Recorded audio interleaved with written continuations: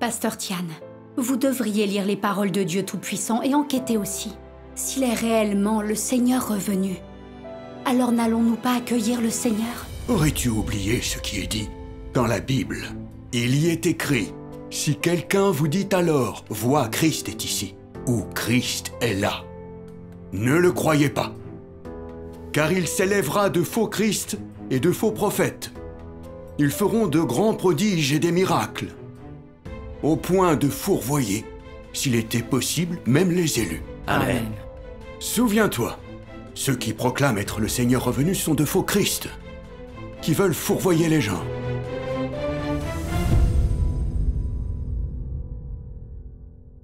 Récemment, les pasteurs nous ont dit que les faux Christ apparaîtront dans les derniers jours. Ils nous ont dit d'arrêter d'enquêter. Je me sens un peu perdue et j'ai peur d'être induite en erreur. Je réalise que je ne sais vraiment pas distinguer les faux Christ du vrai Christ. Si tu veux éviter d'être induite en erreur, la clé, c'est de connaître Christ. Oui. Car si tu sais qui est le vrai Christ, dois-tu craindre d'être fourvoyé? Non. Oui. C'est sûr. C'est comme si nous allions voir un médecin à l'hôpital et que 10 personnes étaient en blouse blanche avec un stéthoscope. Laquelle d'entre elles est le vrai médecin? Il faut voir qui peut guérir les maladies. Oui. En apparence, Christ a l'air incroyablement ordinaire. Il n'a pas l'air différent des autres. Alors comment pouvons-nous le reconnaître? La clé, c'est de regarder son essence. Le Seigneur a dit « Je suis le chemin, la vérité et la vie ». L'essence de Christ est la vérité, le chemin et la vie. Si nous voulons connaître Christ, nous devons comprendre ce principe qui est fondamental. Seul Christ est en mesure d'exprimer la vérité pour sauver l'homme. La réunion va bientôt commencer. Lire les paroles de Dieu nous permettra de mieux comprendre. Oui. Celui qui est l'incarnation de Dieu doit posséder l'essence de Dieu. Et celui qui est l'incarnation de Dieu doit posséder l'expression de Dieu. Puisque Dieu se fait chair, il doit apporter l'œuvre qu'il projette de faire. Et puisque Dieu se fait chair, il doit exprimer ce qu'il est. Il doit être capable d'apporter la vérité à l'homme, de lui donner la vie et de lui montrer le chemin. La chair qui n'a pas l'essence de Dieu n'est résolument pas le Dieu incarné. Il n'y a pas de doute à ce sujet. Si l'homme projette de se renseigner pour déterminer s'il s'agit de la chair de Dieu incarné, alors il doit le confirmer par le tempérament qu'il exprime ainsi que par ses paroles. Autrement dit, pour confirmer qu'il s'agit ou non de la chair de Dieu incarné et que c'est le vrai chemin ou non, l'on doit réfléchir en se basant sur son essence.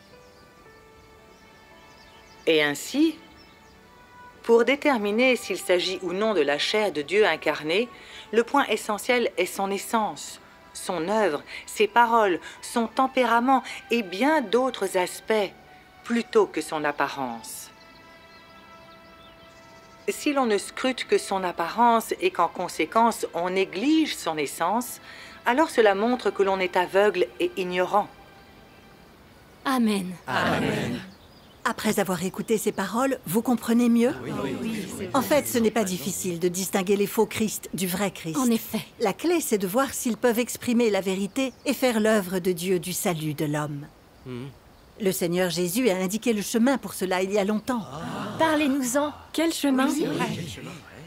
Le Seigneur Jésus a dit « J'ai encore beaucoup de choses à vous dire, mais vous ne pouvez pas les porter maintenant.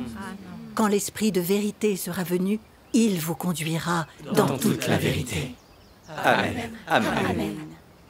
Dieu Tout-Puissant est venu. Il a exprimé des millions de paroles. Chacune d'elles est la vérité. Oui. Et elle couvre de nombreuses choses. Je suis sûre que tout le monde en a lu un bon nombre. Nous en avons tous lu quelques-unes. Moi, j'ai lu le mystère de l'incarnation au sujet de la Bible, le dessein de la gestion de l'humanité et aussi la connaissance des 3 étapes de l'œuvre de Dieu et la voie de la connaissance de Dieu. Ces paroles révèlent toutes des vérités et des mystères. L'autre jour, j'ai lu quelques chapitres des paroles de Dieu sur Internet. Au sujet de la pratique de la prière, l'apaisement de ton cœur devant Dieu. Je l'ai lu aussi. Et Il est très bien. il est très important de... Il est très important d'établir une relation normale avec Dieu. Ce chapitre. Exactement. Ces paroles sont vraiment très concrètes. Elle parle de manière très claire et détaillée de ce que sont les chemins, de ce qu'est la véritable prière, comment prier conformément aux intentions de Dieu et comment se rapprocher de lui. Oui, je me suis formée et j'ai pratiqué selon ses paroles. Et je sens vraiment que je me suis rapprochée de Dieu. C'est aussi ce que j'ai Moi ressenti. aussi. Personne n'a été capable d'expliquer ces chemins de manière aussi détaillée et aussi claire. En effet. Les paroles de Dieu Tout-Puissant sont la vérité et le chemin. Amen. C'est exact. Et il y a aussi comment aimer Dieu, comment se soumettre à lui, comment le craindre et s'éloigner du mal. Oui. Comment se débarrasser des tempéraments corrompus, échapper à l'influence sombre de Satan, ainsi de suite. Dieu Tout-Puissant nous a dit toutes les vérités concernant l'atteinte du salut. Tout à fait. C'est tout ce dont nous Elles avons sont tellement besoin. abondantes. Dieu Tout-Puissant a exprimé toutes les vérités concernant la croyance des gens en Dieu et leur atteinte du salut. Il a sauvé les gens de la corruption et il a formé un groupe de vainqueurs. Déjà, Dieu, vraiment rapide. Qui d'autre pourrait accomplir une œuvre aussi grande que Dieu lui-même? Oui, personne ne pourrait le faire. Seul Dieu pourrait l'accomplir. À part Dieu, personne ne peut exprimer la vérité. Lisons un autre passage des paroles de Dieu Tout-Puissant. D'accord. Bien. Je peux le lire. Alors, page 1462. Lisons chacun un passage. D'accord. Dieu devenu chair est appelé Christ. Et ainsi Christ, qui peut donner la vérité aux gens, est appelé Dieu. Il n'y a rien d'excessif à ce sujet, car il possède l'essence de Dieu. Et il possède le tempérament de Dieu et de la sagesse dans son œuvre qui sont inaccessibles à l'homme. Ceux qui se font appeler Christ, mais qui ne peuvent pas faire l'œuvre de Dieu, ne sont que des imposteurs. Christ n'est pas seulement la manifestation de Dieu lui-même sur la terre, mais aussi la chair particulière assumée par Dieu, pendant qu'il réalise et qu'il accomplit son œuvre parmi les hommes. Cette chair ne saurait être supplantée par un homme quelconque. Mais c'est une chair qui peut entreprendre adéquatement l'œuvre de Dieu sur la terre et qui est capable d'exprimer le tempérament de Dieu et est aussi capable de bien représenter Dieu et est capable de donner la vie à l'homme. Tôt ou tard, ceux qui se font passer pour Christ finiront tous par tomber. Car même s'ils prétendent être Christ, ils ne possèdent absolument rien de l'essence de Christ.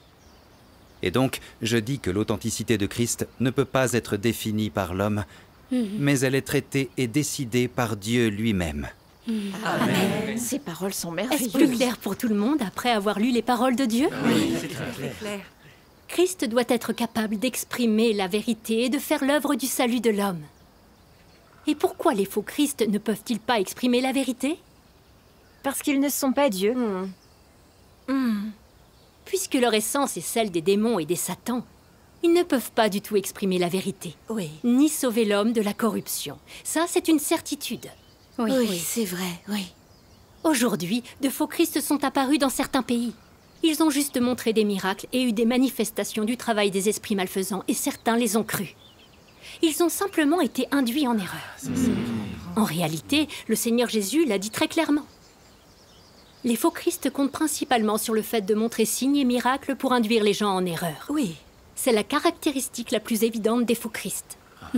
Exact. Maintenant que vous le dites, je me souviens que le Seigneur Jésus a dit, car il s'élèvera de faux Christ et de faux prophètes. Ils feront de grands prodiges et des miracles. Oui. Au point de fourvoyer, s'il était possible, même les élus. Amen. Ces diables et Satan n'ont pas de vérité. Ils montrent des signes et des miracles pour fourvoyer les gens. Exactement. C'est comme ça que l'on distingue les faux Christ du vrai Christ. Cet échange l'a clairement démontré. Oui. Cet échange semble si limpide. Récemment, nous avons lu pas mal de paroles de Dieu Tout-Puissant. Après avoir entendu votre échange, nos cœurs semblent plus éclairés. À présent, je suis certaine que vu que Dieu Tout-Puissant a exprimé tant de vérité, il doit être Dieu qui apparaît et qui œuvre, et le Seigneur revenu. Oui. Le Seigneur soit loué. enfin accueilli le Seigneur. Oui. C'est merveilleux. Mes sœurs, quand aurez-vous le temps de vous réunir de nouveau? Venez chez moi prêcher l'évangile. Oui, chez moi aussi. Chez moi aussi. J'ai une grande cour, et si vous veniez chez moi?